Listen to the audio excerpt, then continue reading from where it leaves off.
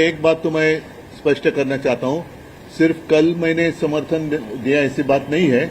पहले दिन से मैं, अभिजीत है, सोनम जी तो मेरे घर आए थे और इन बच्चों के साथ शिवसेना पहले दिन से है।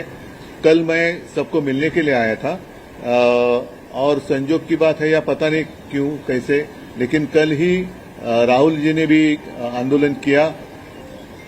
अगर हम देखें तो जिस बेरहमी के साथ सरकार इनके साथ पेश आ रही है या सुलूक कर रही है, ये कोई प्रजातंत्र का लक्षण नहीं है। ये तो अब बहुत सारे लोग कहने लगे कि इनसे तो अंग्रेज अच्छे थे।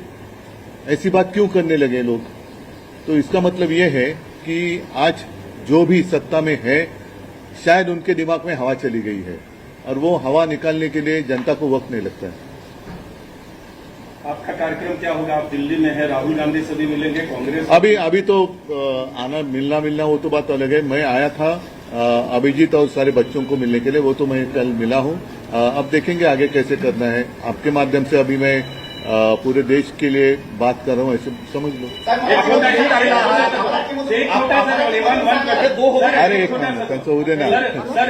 अब आपकी मांग जो प्रोटेस्ट आपने कल देखा, मिलने का, अब आप लोग की मांग, आप ऐसे आइए ना। अब आप लोग की सर मांग क्या है? संसद का सत्र की जगह आपने, देखो एक सिंपल बात है कि अगर कोई भी आंदोलन करता है तो सरकार का कर्तव्य बनता है कि उनके साथ जाकर बात करे, उनके वो क्या कहना चाहते हैं। अगर उनकी कुछ गलतफहमी होगी तो गलतफहमी दूर करना सरकार का कर्तव्य होता है और इस सरकार ने वो नहीं किया। अगर पहले दिन इनके साथ बात करते तो बात यहां तक नहीं बढ़ती।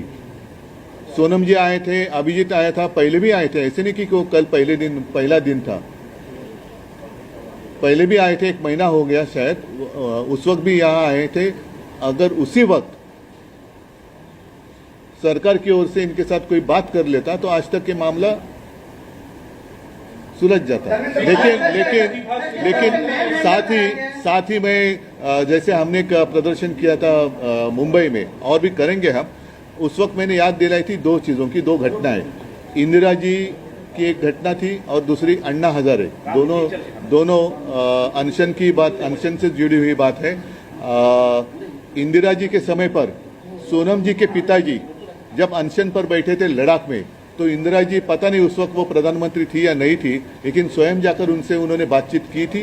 दूसरी बात, अन्ना हजारे, पूरे देश में ऐसे माहौल था कि क्या होगा क्या नहीं होगा, लेकिन उस वक्त भी कांग्रेस की सरकार थी और मनमोहन जी प्रधानमंत्री थे।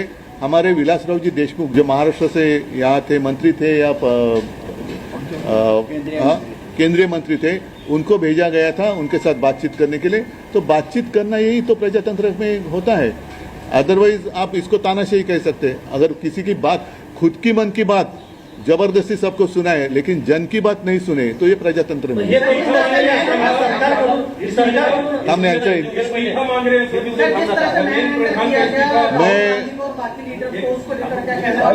मैं एक पहले आप हमारे आघाड़ी के जैसे बर्ताव मत करो, आपस में पहले एक मिनट।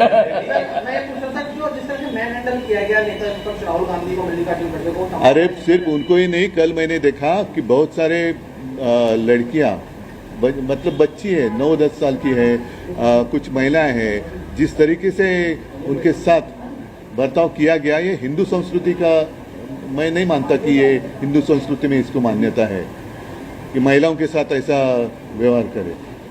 तो फिर रावण और आप में फर्क क्या है? इस्तीफे को लेकर आप लोग भी डटे हैं। अगर बच्चे इस्तीफा मांग रहे हैं तो क्या उसमें गलत क्या है? उनका भविष्य का मामला है ना, एक व्यक्ति या पूरा देश का भविष्य, इसमें आपको चुनना है। सर, काल तुम्ही आंदोलनस्थळाला भेट दिली, फ्लॅशलाईट्स लावून तुमचं तरुणांनी जोरदार स्वागत केलं, तुमची प्रतिक्रिया पहिल्यांदा? मी पहिल्या दिवसापासून या सर्वांच्या मागे समर्थन देण्यासाठी आहे आणि उगाच काय मी करतोय काय हे सांगण्याची मला काही हौस नाहीये, परंतु तरुण हे आपल्या देशाचं भविष्य आहे। भाग्यविधाते ज्याला म्हणतो आपण, त्या भाग्यविधात्यांचं भाग्यच जर का तुम्ही चिरडून टाकणार असाल तर ती लोक का ऐकणार नाहीत। आणि ज्या वेळेला अशा तरुणांची तुम्ही झुरळ म्हणून निर्वत्सना करता, तेव्हा तर मला असं वाटतं सहनशीलतेच्या पलीकडे, आणि या मुलांना कोणीतरी एक आधार देण्याची गरज आहे। आज त्यांना जर आपण आधार दिला तर हे देशाचे भावी आधारस्तंभ देश वाचवू शकतील. पण आजच जर का ह्या आधारस्तंभाला तुम्ही तोडून मोडून टाकून हुकुमशाही लादणार असाल तर ही मुलं गप्प नाही उद्याच्या बसणार. मुंबईला आणि मला असं वाटतं की सरकारचं लोकशाही आपण मानतो, जगातली एक सगळ्यात मोठ्या लोकशाहीपैकी आपली लोकशाही असं आपण जर मानत असू आणि जर ती असेल तर तुम्हाला त्यांच्याशी जाऊन बोलण्यामध्ये कमीपणा कसला वाटतोय. पहिल्याच दिवशी म्हणजे असं नाहीये की काल पहिला दिवस होता, हे तर काल ह्या दुसऱ्या टप्प्याचा 20वा-25वा दिवस असेल. सोनम वांगचुकजींच्या उपोषणाचाच 20वा-25वा दिवस आहे. त्याच्या आधीपासून आणि त्याच्याही आधी 10-15 दिवस आधी एकदा अभिजित आणि सगळी तरुण मंडळी इकडे येऊन गेली होती. त्याच वेळेला जर का यांच्याबरोबर चर्चा केली गेली असती तर मला असं वाटतं की हा विषय सुटला असता. राज्यातील शेतकरी नेते आहेत, राज्यातील शेतकरी नेते आहेत, ते म्हणतात की देशभरात हे आंदोलन सुरू आहे, हे एक विचारधारा आहे, दहशतवादी विचारधारा आहे. हां. अशा लोकांच्या बोलण्याला किंमत देण्याची गरज नाही. शेतमालाला जरूर किंमत द्या, पण अशा नेत्यांच्या बोलण्याला किंमत देऊ नका. फडणवीस असं म्हणतात की फेसलेस आंदोलन आहे, त्याच्यामुळे त्याचं नेतृत्व त्यांचा फेसलेस म्हणजे तो पुसून जरा तो लेस झाला असेल म्हणून तो तेवढ्यापुरता आरशात त्याला फेस लेस दिसला असेल, तो पुन्हा फेस आला असेल त्यांना आता. अराजकता मागण्याचा पण यामागे प्रयत्न केला जातोय. कारण असं आता मला पण वाटायला लागलंय, कारण ज्या तऱ्हेने सत्ताधारी वागतायत तर सत्ताधाऱ्यांचा डाव देशात अराजक आणण्याचा आहे का.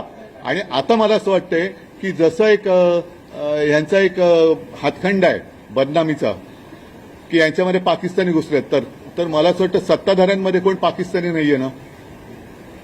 सरकार राजीनामा घेण्याच्या मूडमध्ये नाहीये. हा? सरकार जे आहे यांचा राजीनामा घेण्याच्या मूडमध्ये नाही. एवढं होऊन सुद्धा तुमचे सगळे खासदार पहिल्या दिवसापासून आंदोलनाला पाठिंबा देत आहे. डेडलॉक कसं सुटलं? त्यांच्याशी चर्चा करा ना, तुम्ही चर्चा करा. जर मी माझ्या रविवारच्या त्या मुंबईत जे आंदोलन केलं होतं त्याच्यात एक गोष्ट म्हणजे काय राजाराणीची गोष्ट नाही, घटना सांगितली होती की कालच्या मे महिन्यात आरएसएसकडनं एक असं स्टेटमेंट केलं गेलं होसबळेंकडनं की पाकिस्तानबरोबर चर्चेचे दरवाजे खुले ठेवले पाहिजेत. आता नेमकं पाकिस्तानबरोबर लढायचं की नाही लढायचं आणि या आंदोलनात पाकिस्तानचा हात असेल असं जर का या सत्ताधाऱ्यांना वाटत असेल तर त्या हाताच्या तोंडाबरोबर तुम्ही बोलता तर मग या देशातल्या विद्यार्थ्यांशी, जे हे विद्यार्थी आपल्या देशाचे भाग्य विधाते आहेत, त्यांच्याबरोबर बोलण्यात तुम्हाला कमीपणा का वाटतो. म्हणजे हे मला त्यांचं गणितच कळत नाही की पाकिस्तानबरोबर चर्चेचे दरवाजे उघडे ठेवा, पण जे तुमच्या दारात आलेले आहेत, तुमच्याकडनं काही अपेक्षा घेऊन आलेले बाळगून आलेले आहेत, त्यांच्यावर तुम्ही लाठ्या चालवता. त्या मुलामुलींवरती, अगदी मुलींवरती आणि महिलांवरती ज्या असभ्यपणाने अत्याचार केला गेलेला आहे. काल तर एक ती मुलगीच तिचे कपडे फाडले गेले.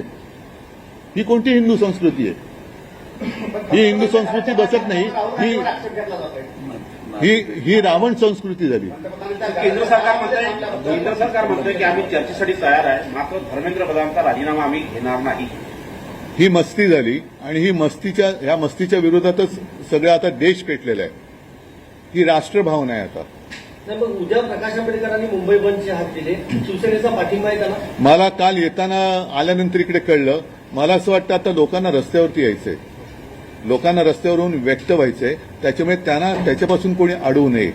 काल सुद्धा तुम्ही बघितलं, म्हणजे मी तिकडनं निघाल्यानंतर एक 9 वर्षाची मुलगी, तिची बहीण, तिचे वडील, मुंबईच्या आंदोलनात अगदी कडेवरती घेतलेली लहान मुलं, त्या खांद्यावर घेतलेली अशी लोक यांना रस्त्यावरती यायचे. आता त्यांना येऊ द्या, कारण हे जे काय आहे हे अचानक हा उफाळून आलेला असंतोष नाही, हा गेल्या 12 वर्षात साठलेला असंतोष आता उफाळून बाहेर पडतोय.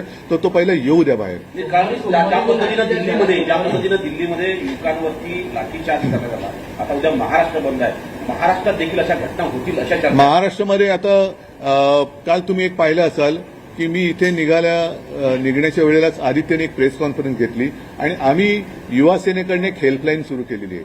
आता एका मुलीचा व्हिडिओ मला कोणीतरी पाठवला. तिने सांगितलं की जवळपास 300 पेक्षाही जास्त आंदोलकांवरती मुंबईमध्ये त्यांना डिटेन करून ठेवण्यात आलं, ज्यांना आम्ही बऱ्याचशा लोकांना युवा सेनेने सोडवलं. त्यांचे नाव पत्ते घेतले गेले आणि अर्ध्या रात्री त्यांना डिजिटल नोटीस पाठवली. आता डिजिटल अरेस्ट जर का ही इलिगल असेल तर डिजिटल नोटीस पण इलिगल मानली पाहिजे. आणि डिजिटल नोटीस त्यांना काय पाठवताय तुम्ही, ज्याच्यामुळे हा विषय पेटलेला आहे तो विषय सोडवा ना तुम्ही. म्हणजे या देशामध्ये अन्यायाविरुद्ध आवाज उठवायचा नाही, आवाज उठवला तर ते तुम्हाला चेपून काढणार. ही लोकशाही देश मानणार नाही. तुम्ही दिल्ली दौऱ्यावर आहात, आता काही वेळात केजरीवाल तुम्हाला भेटणार आहेत. काल जेव्हा राहुल गांधींचं आंदोलन झालं त्यानंतर केजरीवालांनी आरोप केला की काँग्रेस हीच भाजपची बी टीम आहे. कॉक्रोच जनता पार्टीचं आंदोलन दाबण्यासाठी काँग्रेसने आंदोलन केलं. बघू ना, मला ते काय बोलले ते कळू द्या.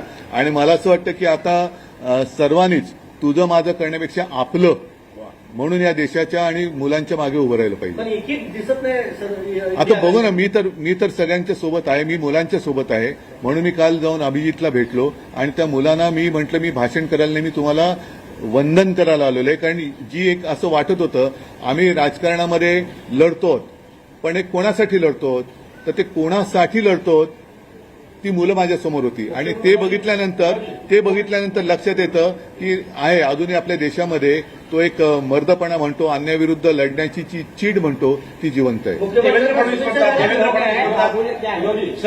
फडणवीस का प्रश्न है, आम आदमी पार्टी का बयान आया है कल प्रोटेस्ट के बाद कि ये जुगलबंदी है कांग्रेस और बीजेपी की, क्योंकि बीजेपी से दिन बैठा हुआ है प्रोटेस्ट के लिए, गवर्नमेंट वहां पे मिलने के लिए नहीं गई और यहाँ पे कल गवर्नमेंट उनको मना. नहीं, जैसे मैंने कहा कि सरकार ने इन बच्चों के साथ बातचीत करनी चाहिए, वैसे विपक्ष ने भी आपस में बातचीत करनी चाहिए.